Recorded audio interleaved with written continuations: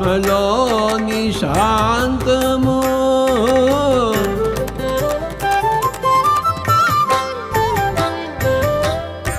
ఆత్మలోని అభయము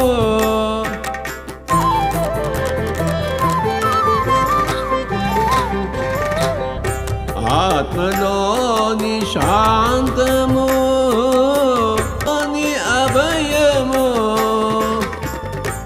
ఆత్మలోని శాంతము. Okay master, అందరికీ నమస్కారం అండి.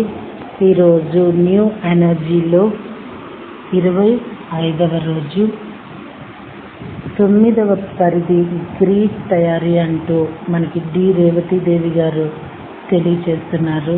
ఏంటో తెలుసుకున్నామా అండి. మానవుల క్షేమం గెలుపు కోరే ఆవలి వైపు వారు తమ పనిలో ముందుకు సాగారు. మనకు మరింత కర్మ ప్రక్షాళన చేస్తూ తద్వారా సమైక్యతను టెంప్లెట్లను సృష్టించాలని వాళ్ళు ప్రయత్నిస్తున్నారు. 9వ పరిధి గ్రీడ్కి ఉండే కొత్త టెంప్లెట్లలో విపరీతమైన సానుభూతి లక్షణం ఉండాలి, పూర్తి సమైక్యతను కలిగి ఉండాలని, దాంతో అవి ఎటువంటి వికర్షణైనా ఎటువంటి భయాన్నైనా నిర్వీర్యం చేసేస్తాయి. సానుభూతి అనే లక్షణాన్ని పొందాక పోరాటానికి ఆస్కారమే ఉండదు, ఘర్షణ సమసిపోతుంది. ఈ మహత్ కార్యాన్ని సాధించటానికి విశ్వస్పృహ ఉన్న మరింత మంది మనుషులు కావాలి. ఈ దశలో 2వ అలగా మరింత మందిని జాగృతం చేయటం జరిగింది. ఎవరిని పడితే వాళ్ళని జాగృతం చేయటానికి కుదరదు. ఆ ఆత్మలు తమ ప్రయాణంలో అప్పటికే తగినంత జ్ఞానాన్ని పొందిన వారే ఉండాలి. అటువంటి వాళ్లకు మరికొంత చేయూతనిచ్చి పైకి లాగటం జరుగుతుంది. ఎదగని వారు జాగృత ప్రకంపనలో అందిన జాగృతులు కాలేరు, ఉన్నత ప్రకంపనకు పోలేరు. ఫ్రీక్వెన్సీ కంచె చీకటి జీవులు భూమి స్వాధీనానికి మరొక తేదీని నిర్ణయించుకున్నారు. అదే 2002 డిసెంబర్ 31. జరుగుతున్న సమైక్యతను ఆపేసేసి భూమిని స్వాధీనపరచుకోవటం కోసం ఏం చేయడానికైనా వాళ్ళు సిద్ధమే. అందుకోసం వాళ్ళు ప్రధానంగా ఉపయోగించే సాధనం ఏమిటంటే ఫ్రీక్వెన్సీ కంచె. ఫ్రీక్వెన్సీని కంచె భూమి చుట్టూ వేసేస్తే మనుషులు ఒక నిర్దిష్టమైన దిశగా కాకుండా ఇష్టం వచ్చినట్లు పోయే అదిశ తరంగాలు స్కెలార్ వేవ్స్ ద్వారా జీవ రసాయన స్థాయిలో స్వాధీనమైపోతారు. తమ మెదడులో రసాయనాలు ఊరుతుంటాయి. సమయానుకూలంగా ఆ రసాయనాలను బట్టి మన ఆలోచనలు ప్రవర్తన ఉంటాయంట. ఆ రసాయనాలను కంట్రోల్ చేస్తే మనం కంట్రోల్ అయిపోతాము. అది ఆ నల్ల చొక్కాల వాళ్ళ ప్లాన్. ఇవేవి తెలియని పొత్తిళ్లలో బిడ్డలాంటి వాళ్ళం కదా మనం. మన క్షేమాన్ని చూసే ఆవలి వైపు వారికేమో చీకటి జీవులు ఈ ప్లాన్ వల్ల బోలెడంత హడావుడైపోయింది. టెంప్లెట్లను పూర్తి చేయడానికి అవసరమైన సహాయాన్నంతా పట్టుకురావాలి. డిసెంబర్ ఆఖరి నాటికల్లా 9వ పరిధి గ్రీడ్లో టెంప్లెట్లన్నింటినీ పూర్తి చేసేసి ఆ గ్రీడ్ని భూమిలోకి నాటినట్లయితే స్వతంత్రంతో పాటుగా ఆధ్యాత్మికంగా ఉన్నత కోరుకున్న వారందరికీ అత్యంత ఉత్తమ స్థాయిలో గ్యారంటీగా దొరికే పరిస్థితి ఏర్పడుతుంది. అప్పటిక చీకటి జీవులు స్వాధీనం చేసుకోగలిగింది కేవలం 3వ పరిధిలోనే మిగిలిపోయిన నిర్ణయించుకున్న వాళ్ళం మాత్రమే. ఒకవేళ చీకటి జీవులే గెలిచి ముందుగా వాళ్ళు తమ ఫ్రీక్వెన్సీ కంచెను భూమి చుట్టూ వేసేస్తే మనుషులకు ఏనాటికి 5వ పరిధి దాటిపోలేరు. అంటే భూమి దురాక్రమణకైనా గురి అవుతుంది లేదా నాశనం చేయబడుతుంది. అట్లాంటిస్ నాశనం జరిగినప్పుడు మానవులు 6వ పరిధి నుంచి 3వ పరిధికి పడిపోయింది. ఈ ఫ్రీక్వెన్సీ కంచె వల్లనేనట. అప్పుడు ఏం జరిగిందంటే మనుషులకు వాస్తవాలన్నీ వెల్లడించేవారు. ఆ వాస్తవాల్లో జరిగిన నమ్మక ద్రోహాన్ని బాధను తట్టుకోలేకపోయారు మనుషులు. అలాంటి ప్రతిస్పందన వాళ్ళు ఎందుకు వచ్చిందంటే వాళ్ళకప్పుడు సానుభూతి గ్రీడ్ లేదు. బాధను సానుభూతిగా మార్చుకునే ఫార్ములాలున్న టెంప్లెట్లు లేకపోయాయి. తత్ఫలితంగా ఒకరి పట్ల ఒకరు ఆయుధాలు దూసుకున్నారు. ఆ ఆయుధాలు పెరిగి మొత్తం మానవ జాతిని దాదాపు నాశనం చేసేస్తాయి. చీకటి జీవులకు ఇప్పుడు భూమిని నాశనం చేయటం ఇష్టం లేదు. వాళ్లకు దానిని స్వాధీనం పరచుకోవాలని ఉంది. అందుకే వాళ్ళు ఫ్రీక్వెన్సీ కంచెను వేయాలనుకున్నారు. జయం మనదే. ఈ పరుగు పందెంలో జయం మనదే అయింది. 9వ పరిధి గ్రీడ్ నిర్మాణం చాలా చురుగ్గా పూర్తయింది. తాళం లాంటి ఆఖరి టెంప్లెట్ని డిసెంబర్ 15వ తేదీన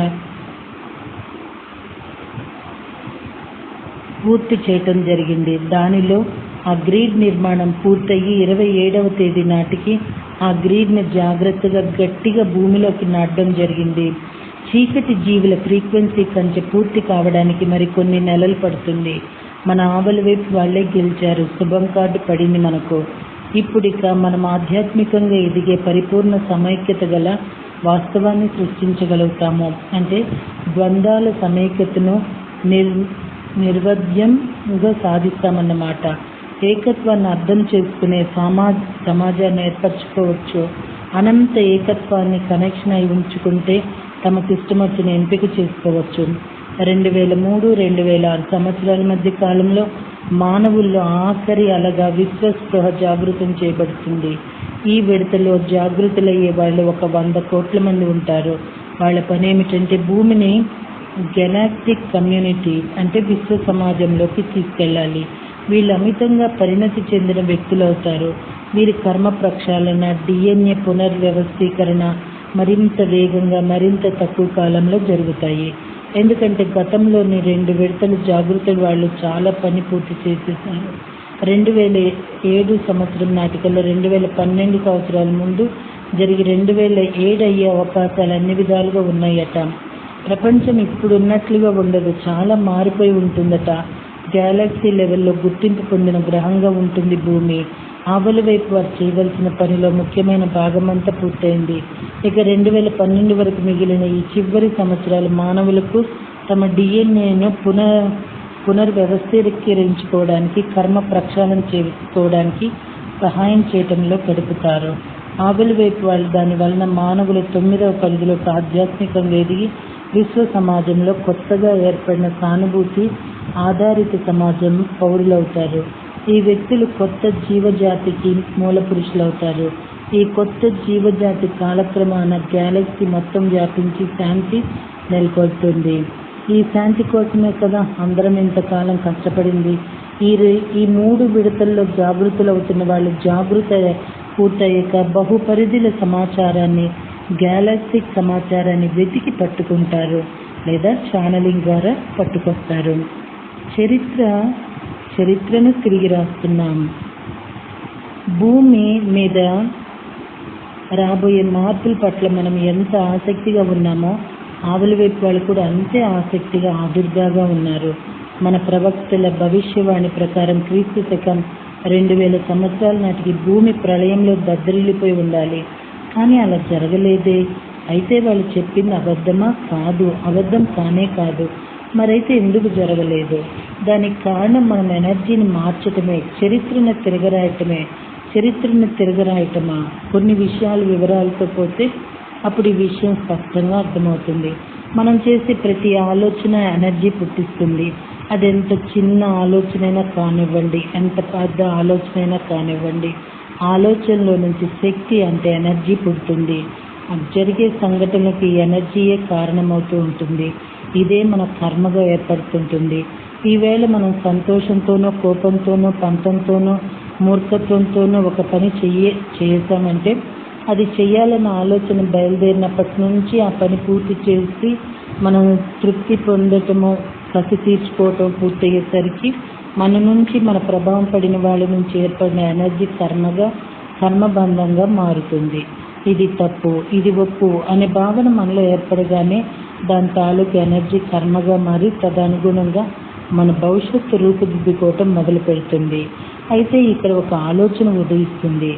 కర్మ అనేది తప్పు చేశానన్న భావన వల్ల ఏర్పడుతుంది. కాబట్టి ఒకవేళ మనం తప్పు చేసినా ఆ భావనను మనసులోనికి రానికపోతే ఇక కర్మ అంటదన్నమాట. నిజమే, కర్మ అంటదు. కానీ ఎప్పుడు మనం ఇతరుల పట్ల తప్పుగా ప్రవర్తించి అపరాధ భావన మనసులోకి రానివ్వకుండా ఉంటే కాదు, మన పట్ల ఇతరులు తప్పు చేసినా కూడా వాళ్ళు తప్పు చేశారన్న భావన, మనకు ద్రోహం చేశారన్న కోపం, బాధ మనలో ఉండకూడదు. మన పట్ల ఇతరులు ఏ విధంగా ప్రవర్తించినా మనం చెల్లించకూడదు. ఆ స్థితికి నిజంగా మనం చేరుకున్నప్పుడు మనల్ని కర్మ అంటదు. అంతేగాని మనం చేసిన మంచిని, ఇతరులు చేసిన చెడుని మర్చిపోలేకపోతే కర్మను మనం ఇంకా ఆహ్వానిస్తున్నట్లే. మనం చేసే ప్రతి పని వల్ల మనకు మంచి కర్మ, చెడ్డ కర్మ అంటుతూనే ఉంటుంది. అయితే మానవ జన్మను తొలిసారిగా తీసుకున్న వాడికి అసలు కర్మే ఉండదా? ఉండదు. వాడికి గత కర్మ అనేది ఉండదు. కానీ అన్ని కర్మలు వాడి ముందే ఉంటాయి. ఎందుకంటే కొన్ని పాఠాలే నేర్చుకుని ఉంటాం. వాడికి ఒక్క ప్రశ్న కూడా సమాధానం తెలియదు. కర్మ అంటే ఏమిటంటే జీవితంలో మనకు ఎదురయ్యే పరిస్థితులు అనే ప్రశ్నకు మనం నేర్చుకున్న దాన్ని బట్టి మన ప్రవర్తన అనే సమాధానం ద్వారా మనకు కర్మ అనే మార్కులు పడతాయి. ఈ మార్కులు ఎవరో వేసేవి కావు, మనకు మనమే వేసుకునేవి. మరి మన కర్మ మనమే కదా చేసుకుంటుంది. జరిగే వాటి పట్ల మనలో ప్రతిస్పందనలు ఉన్నంత వరకు మార్పులు ఆటోమేటిక్గా పడిపోతుంటాయి. అయితే ఫలితం మీద ఆశ లేదు కాబట్టి ఒక పని చేసేటప్పుడు ఏదో ఒక రకంగా చేసి అవతల పారేయటం కాదు. చేసే పనిని ఫలితం ఆశించినప్పుడు ఎంత శ్రద్ధగా చేస్తామో ఫలితాన్ని ఆశించకపోయినా అంతే శ్రద్ధగా చేయాలి. ఒక పని నేను చేశాను అన్న కర్తృత్వం పెట్టుకోకూడదు. కానీ పని చేయటం మాత్రం శ్రద్ధగా చేయాలి. అంతేకాదు పని చేస్తున్నప్పుడు మాత్రమే కాదు, దాని ఫలితాన్ని ఆశించకుండా ఉండేది. 20-30 ఏళ్ల తర్వాత కూడా మనం ఫలానా వారికి ఫలానా విధంగా సహాయపడ్డాం కాబట్టి ఇప్పుడు మన అవసరానికి వాళ్ళు మనకు సహాయపడడానికి నిరాకరించారే అని బాధపడకూడదు. అది నిజమైన నిష్కామ కర్మ. ఇలా చేయటం మనం ఎప్పుడైతే నేర్చుకుంటామో మన కర్మశేషంలో మార్పు రావటం మొదలు పెడుతుంది. గత జన్మలో మనలోని దుష్ట సంస్కారం వల్ల ఇతరులకు హాని జరిగి అది చెడు కర్మగా అంటే నెగిటివ్ ఎనర్జీగా మన అకౌంట్లో జమ అయిపోతుందని అనుకుందాం. రాబోయే జన్మలో మనం దాన్ని గర్భకోశం రూపంలోనో భరించలేని వైధవ్య రూపంలోనో అనుభవించవలసి ఉందనుకుందాం. అప్పుడు అది మన భవిష్యత్తు అవుతుంది కదా. ఈ జన్మలో మనకు మంచి సాంగత్యం ఏర్పడి ఒకవేళ మనం జ్ఞానం పొంది మనలోని అదృష్ట సంస్కారాన్ని సంస్కరించుకొని మన ఆలోచన విధానాన్ని మార్చుకున్నాం అనుకోండి, మనలో వచ్చిన మార్పు ఎనర్జీగా వెలువడుతుంది. ఈ ఎనర్జీ వల్ల మన భావి జన్మల్లో రావాల్సిన కష్టం పూర్తిగా తొలగిపోయే అవకాశం ఏర్పడుతుంది. లేదా మనలో వచ్చిన మార్పు మరీ అంత సంపూర్ణమైంది కాకపోతే రాబోయే జన్మలో కష్టం వచ్చినా దానివల్ల ఏదో ఒక విధమైన లాభం చేకూరటమో లేక ఆ నష్టం మనస్సును అతిగా కలిచివేస్తే అంత తీవ్రమైనది కాకపోవటమో జరుగుతుంది. గర్భకోశం తీవ్రమైనది కదా, తీవ్రమైనదే. కానీ ఆ కొడుకు దుర్మార్గుడే సంఘాన్ని వేధిస్తున్నప్పుడు, అతని ఉనికి సంఘానికి శాపంగా ఉన్నప్పుడు అతను చనిపోవాలని తల్లిదండ్రులు కోరుకోవటం కూడా జరుగుతుంటుంది. అటువంటి వ్యక్తి పోయినా వాళ్ళు పెద్దగా బాధపడరు. ఆ బాధ నుంచి తేలిగ్గానే తేరుకుంటారు. అలా తేరుకోగలటం కూడా ఒక వరమే కదా. మన గత కర్మ వల్ల మనం ఏ చరిత్రనైతే సృష్టించుకున్నామో దానిని జన్మలో చేసిన తెచ్చుకున్న మార్పు వల్ల తిరగరాసుకున్నట్లవుతుంది. ఈ సమయంలో మనం చరిత్రను తిరగరాస్తున్నామంటారు టోబియాస్. అంటే దాని అర్థము ఇప్పటి వరకు మనం చేసిన పనుల వల్ల ఎలాంటి భవిష్యత్తు మన కోసం ఎదురు చూస్తుందో అది మన చరిత్ర అన్నమాట. ఇప్పుడు మనలో మార్పు తెచ్చుకొని అలాంటి చరిత్రను మార్చేస్తున్నామన్నమాట. అందుకే భవిష్యత్తు గురించి ఎక్కువగా ఆలోచించవద్దంటారు టోబియాస్. వర్తమానం ఎలా ఉండాలో అలా ఉండండి, అన్నీ హాయిగా జరిగిపోతాయి అంటాడు. మన చరిత్రను మనం తిరగరాసుకున్నప్పుడు 2000 సంవత్సరంలో జరగాల్సిన వినాశనం జరగలేదేంటి అని అందులో ఆశ్చర్యం ఏముంది జరగలేదంటానికి? ఎందుకంటే మన ఆలోచన విధానాల్లో మార్పు వచ్చి మన విశ్వంలో మార్పు వచ్చి మన కర్మలో మార్పు రావటం వల్ల ఇలాంటి ప్రళయాలుగా కాకుండా పక్కకు వెళ్ళిపోతూ ఉండటానికి కారణము. ఓకే మాస్టర్, రేపు దివ్యత్వ జాగృత లక్షణాల గురించి తెలియజేస్తున్నారు డి రేవతి దేవి గారు. మరి రేపటి ఆ జ్ఞానం కోసం వేచి ఉందామంటారా? థ్యాంక్ యూ వెరీ మచ్ అండి.